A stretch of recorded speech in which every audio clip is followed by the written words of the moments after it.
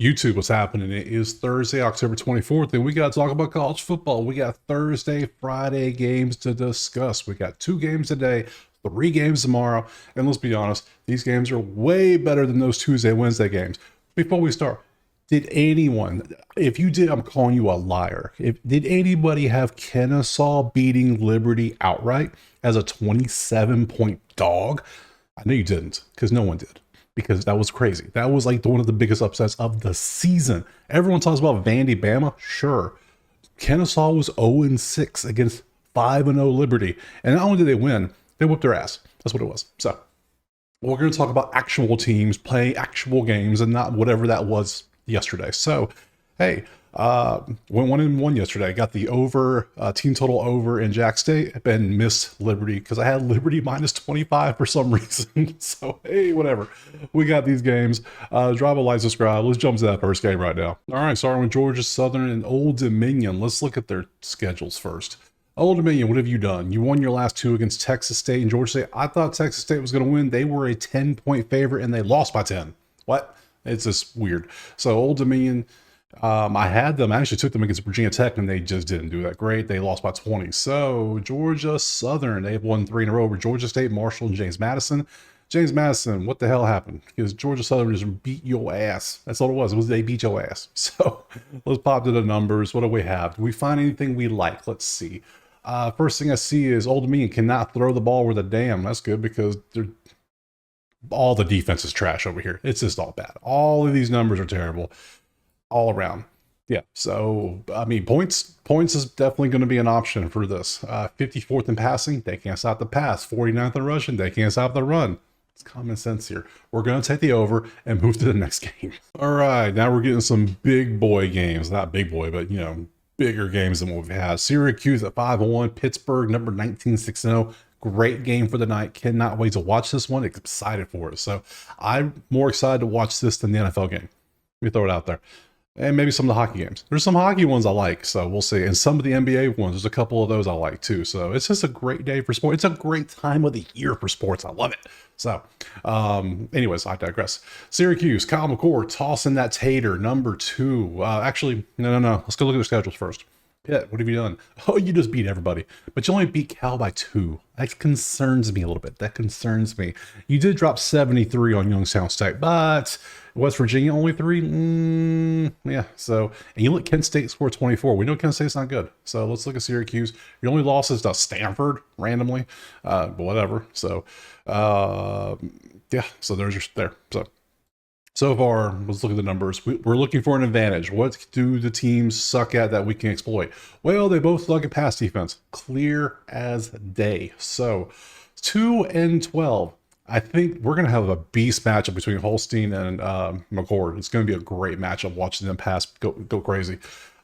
Syracuse can't run the ball. That's good because Pitt would shut that shit down. 50th in running versus 49, that breaks even. So 2 versus 105 and 12 versus 89. I expect lots of passing yards. If you're playing college fantasy, these quarterbacks, passing yards over, receivers, receiving yards over. I don't play fantasy. We're not fantasy, hell, or taking props or whatever. Over. You get the point. So, what are we going to do for the score? Gee, I wonder. That's right. Over 62.5. We're going to take that. So I don't care who wins the game. I just expect the damn Friday night shootout. I would be shocked if it wasn't because of this. So we're going to take that 62.5 and we're going to move on to that next game. All right, moving on to Friday. We got 3 games starting off with Louisville and Boston College. And we can see their numbers. Let's pop over to their teams. Let's see what they've done. Boston College has already played 7 games. This is game 8 for them already. Did they just not take days off? It seems like they don't. They lost to Virginia Tech. They got their ass kicked by both. The whole state of Virginia kicked their ass. So now they're playing Louisville. Let's see what Louisville's been up to. You had that great game with Miami. That was fun to watch last week. That was so fun. Virginia you beat, which was actually good because you didn't cover, but you beat them. So. And then you see the other games there. They've been close. They could easily be 7-0 if they wanted to. None of these were bad games. So, looking at the numbers now. Let's see. What can we exploit? 97th passing for Boston College. 92nd pass defense Louisville. They kind of cancel out, right? 14th passing Louisville. 55th pass defense. That's an advantage for Louisville. That's what we like to see. 64th rushing. 65th rush defense. They push 68 versus 55. Still kind of a push. Maybe a slight advantage to Louisville's defense. Neither team, they're both the same in turnover margin. Third down percent are the same. Outside of that, it looks like Louisville has a slight advantage, but Boston College has the home field advantage. They have the Friday night home field advantage, which apparently is massive. I don't trust Louisville plus 7.5. I just don't. 53.5. I don't know how these teams really move the ball. I don't see it being up. This is one of those ones I really can't pick. This is just a weird one. I lean Louisville, but not 7.5. Is 7.5 the best number? It is. Oh, I don't want to take that. Team total? No. Boston. I gotta pass. This is one of those ones I literally don't know what I would take in this one. Yeah, I gotta pass. I'm gonna pass. Louisville, I guess, will be the lean, but I don't want to just say I'm gonna take something to take it. I don't want to do that to you. So let's just take the pass and move on to the next game. All right, game 2 Friday night. We got Boise at UNLV. That is a fun matchup now. 5-1 versus 6-1. Boise obviously has all the spotlight with the Heisman favorite right now with the ranking and the potential playoffs and everything there. Let's see if they can hold on. So this is going to be a tough one for them. We just know. Let's look at their histories first. We got to open both of them up because I forgot to do that. Let's open up their schedules so we can see what they've done. UNLV. Here we go. You can see they are 6-1. Their one loss to Syracuse, where they were a 7-point favorite. I called that Syracuse win. The stats did their job that night. So we can see Utah State, Oregon State. Okay, cool. And Boise has 28-7 against Hawaii on the Big Island. So, I mean, it's weird. I thought this would be much higher scoring than that. So kind of weird. Maybe they were a little jet lagged on the way over there. So let's see. Or maybe they were just not trying too hard. We'll see. Let's pop to the numbers. Okay. Main thing we got to know is Boise runs the ball. They run the ball almost better than anybody. They're number 2. Well, they're 19th to stop of the run. So is Jay-Z going to get 200 yards again this week or 100 yards? What's going to happen? Is UNLV going to stop him is the question. Neither team can stop the pass. That ain't good. They're both great at stopping the run. Well, UNLV's rush is number 6. They're number 2. So I don't know if we're going to get many points from that. 68 passing, 114 passing. That ain't good. I think everybody and their mom's going to go over, but I kind of think I want to go under in this one. Oh, that sounds... it's 3.5 Boise.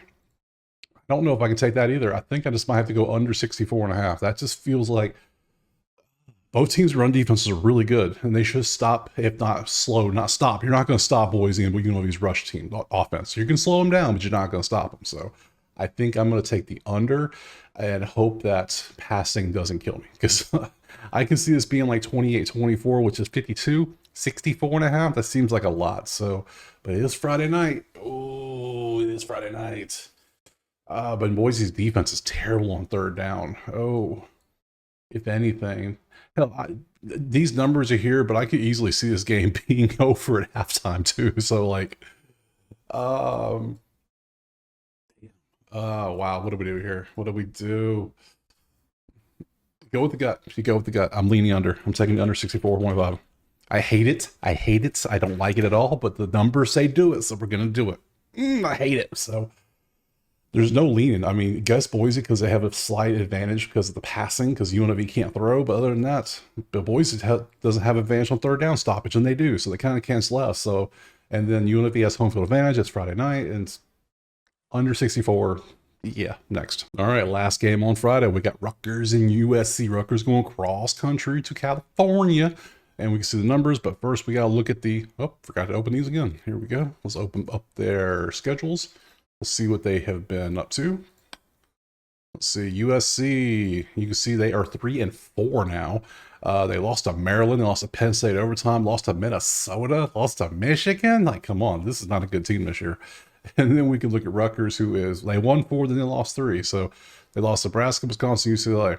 Teams I thought they might have beat. So... not the best. This isn't really the best matchup of the night. It really isn't. So if this is one of those you don't really want to be up till 2 a.m. watching, go to bed. Just go to bed. You're not going to miss much. No one cares about 3-4 USC, really. Let's be honest. So let's look at the numbers. What can we take? Well, the offense, passing, and defense are pretty average. USC is really good at throwing. We know that. 66 in pass defense. That's advantage USC. Rutgers can't throw with the damn. They're good at running the ball. Well, USC really, they're average at stopping the run, so you should have some advantage for Rutgers here. 82nd rushing for USC. That's good because Rutgers can't stop the run apparently.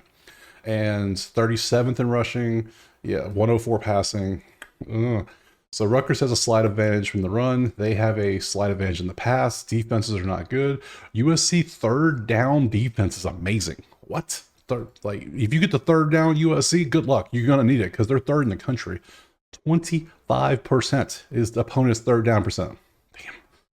Rutgers, 41. Yeah, you probably getting it. So I mean, come on. They are better in turnover margin. So 13.5. This doesn't scream 13.5. This screams 3.5. So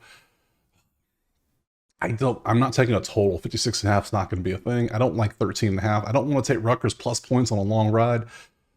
Ugh, do I do it again? I'm sorry. I gotta pass this one too. So I know. 2 of the 5 games I passed on, but sometimes you just gotta be smart. If there's nothing that tells you to take something, a clear advantage, we don't bet it. It's what we don't do. So yeah, the Boise UNLV is the game of the night. This is what it is. Then Louisville, Boston College, then this game. This game is just not good. This game had potential, but you can see that it didn't happen. So let's go back to the schedule. So get rid of this garbage. Go away. All right. We have a whole bunch of games on Saturday. The video will be out tomorrow. I'm going to film for all of these games. It's going to be a long video. It'll be an hour long, most likely. So other than that, we have the 5 games. I appreciate you watching. Drop a like and subscribe. Let me know in the comments what you're taking. And we'll see you tomorrow for this movie marathon of a Saturday slate that I'll be putting together. Peace.